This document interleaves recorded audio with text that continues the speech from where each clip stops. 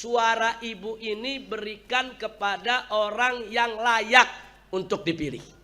Jangan milih karena bantuannya, jangan milih karena uangnya, jangan milih karena pemberiannya, jangan milih karena hadiahnya. Jangan lihat, oh ini calon pemimpin, dia bagus gak? Dia beriman gak kepada Allah? Dia berakhlak gak? Dia bertakwa gak? Nah lihat, jadi kita wajib dukung calon pemimpin yang baik, baik itu capres maupun caleg. Nah kalau ibu menilai orang ini baik, orang ini bagus, saya punya guru juga mengatakan ini yang baik, ini yang bagus, saya mau pilih dia, pilih walaupun itu orang gak nyumbang kita. Jelas gak Bu? Jadi milih kita bukan berdasarkan sumbangan atau tidak sumbangan, tidak. Milih kita berdasarkan standar mana yang baik, itu yang kita pilih.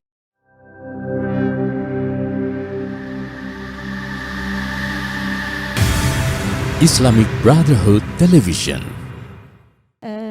Habib, kami mau bertanya, sekarang ini lagi musimnya caleg-caleg itu pada turun ke dapil-dapil. Maaf nih kita lagi ngomong kayak begini.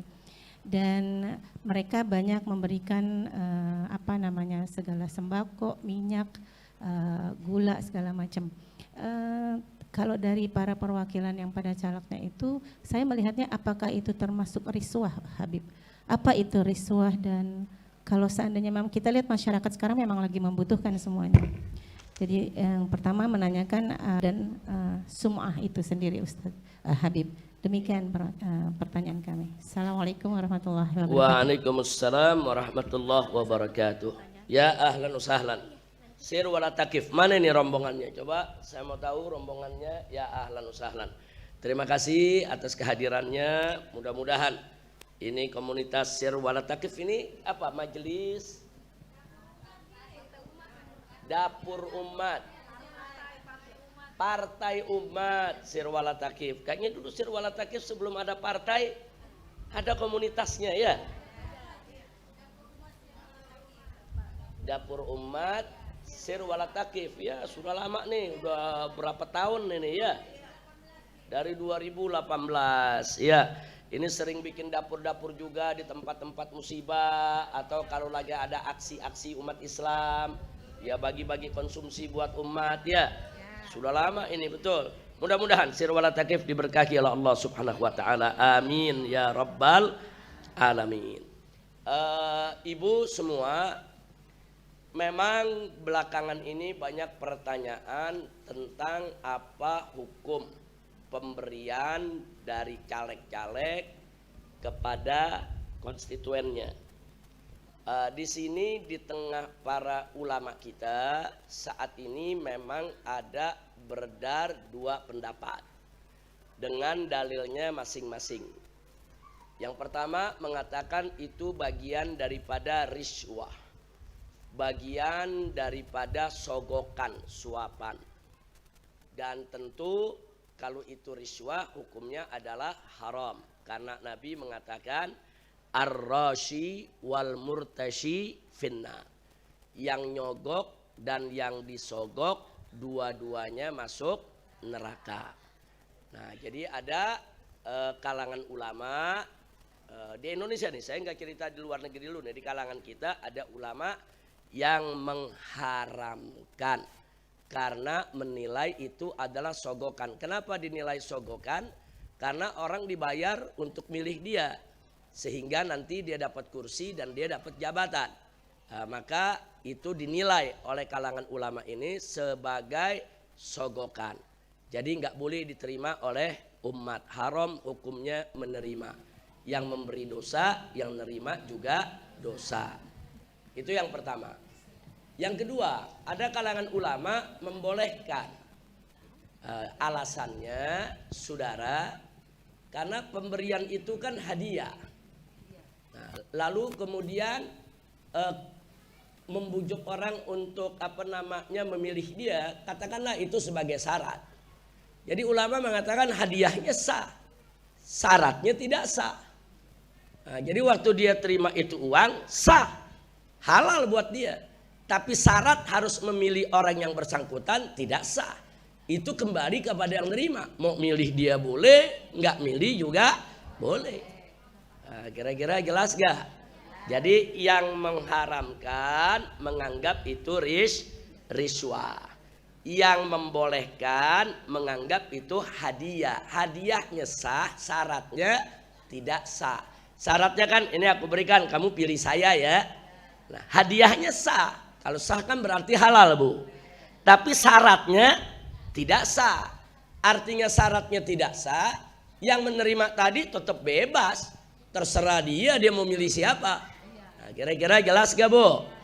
Ya, itu satu yang ingin saya sampaikan. Jadi jangan kaget kalau ada ulama, oh yang ini mengharamkan, yang ini membolehkan. Jangan kaget, jangan nanti bilang kok ulama beda-beda sih. Nah, karena memang sudut pandangnya berbeda. Nah, kalau yang sudut pandangnya oh ini merupakan sogokan, ya jelas dia bakal haramkan. Kalau sudut pandangnya oh ini hadiah, tapi dengan syarat yang gak beres, ya hadiahnya sah, syaratnya yang tidak sah. Nah, kalau ibu mau tahu seperti apa ya, saya contohkan akad nikah, Bu. Akadnya sah, syaratnya nggak sah. Umpama laki-laki sama perempuan dinikahkan dengan syarat nggak boleh digauli selama 1 tahun. Nah, umpama akad nikahnya begitu, akad nikahnya sah, syaratnya tidak sah. Habis nikah dia mau gauli urusan dia. Kenapa yang lain ikut campur ngelarang-larang? Kira-kira jelas gak? Nah, jadi akadnya sah, syaratnya tidak sah. Ngerti Bu ya? Iya, jadi itu. Nah, baiklah sekarang jadi kesimpulannya bagaimana? Nah, sekarang kita kembalikan kepada keyakinan ibu-ibu. Kalau hati ibu nggak enak ini nerimanya, ya ikut yang mengharamkan. Kan nggak repot-repot kita. Tapi kalau memang enak aja nerima, apalagi dia butuh. Kan karena kan yang nerima rakyat di bawah banyak juga orang nggak mampu, Bu. Wah ini saya butuh, bagaimana? Ya terima aja, tapi jangan mau diikat dengan syaratnya. Pokoknya nanti begitu masuk TPS, ibu bebas mau pilih siapa saja, itu hak ibu. Kira-kira jelas gak, Bu? Bu, makanya jangan kaget kalau ada yang ceramah di atas mimbar haram, riswah, nggak boleh diterima. Jangan nyalain, Bu ya. Itu ustadz yang ngomong begitu punya dalil. Ada lagi ustadz yang lain, ambil aja Bu, tapi jangan dipilih. Ada gak yang begitu? Ada juga. Ini juga punya dalil. Jadi semuanya nggak sembarangan, mereka punya dalil. Soal mana dalil yang lebih kuat tidak kuat, memang perlu ijtihad lebih mendalam lagi. Tapi sekarang saya lebih suka kembalikan kepada ibu-ibu, istaghfir rabbak wastafti galbak. Istikharah, minta petunjuk Allah, pilihan dari Allah. Kemudian minta fatwa kepada hati kita. Tapi khusus untuk ibu-ibu yang memang sudah mapan, sudah mampu, nggak butuhkan itu, lebih baik nggak usah.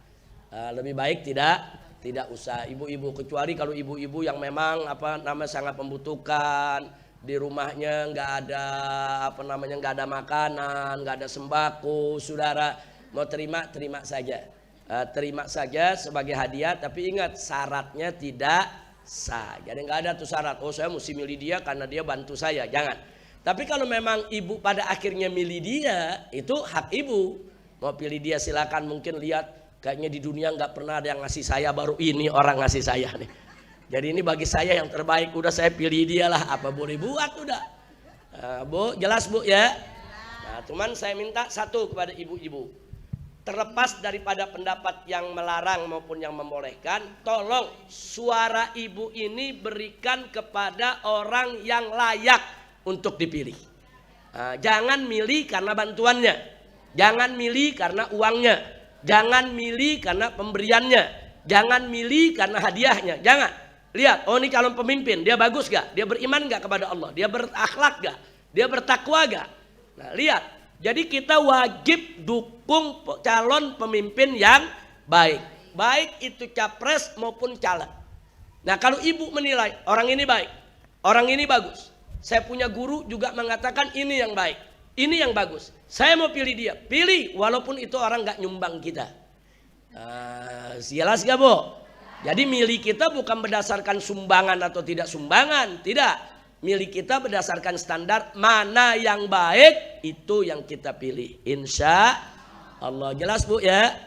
Tapi nanti kalau ibu-ibu punya tetangga pada nerima bantuan, jangan terus ibu tunjuk-tunjuk. Wah haram ente, masuk neraka ente, dosa ente, jangan. Karena kondisi orang kan berbeda-beda Bu, ya. Ada yang mampu, ada yang nggak mampu. Kita kan nggak tahu. Masa sih tetangga kita mau cerita sama kita, saya punya utang di sana, punya utang di sini, punya utang. Kan enggak, itu rahasia pribadi masing-masing.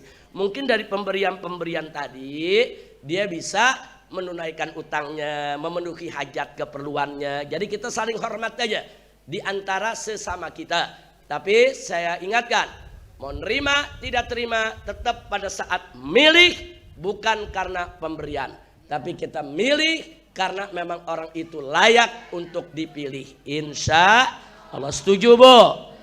Insya Allah. Jadi begitu Bu ya. Jadi di sini kalau nanti ada yang tanya Habib Rizik bagaimana itu halal apa haram? Saya sudah sampaikan 2 pendapat tadi dan saya sudah tunjukkan solusinya. Bagi yang nggak terpaksa nggak usah. Bagi yang terpaksa apa boleh buat, tapi syaratnya jangan dijalanin. Nah, jelas Bu ya? Baik, itulah yang bisa kita sampaikan.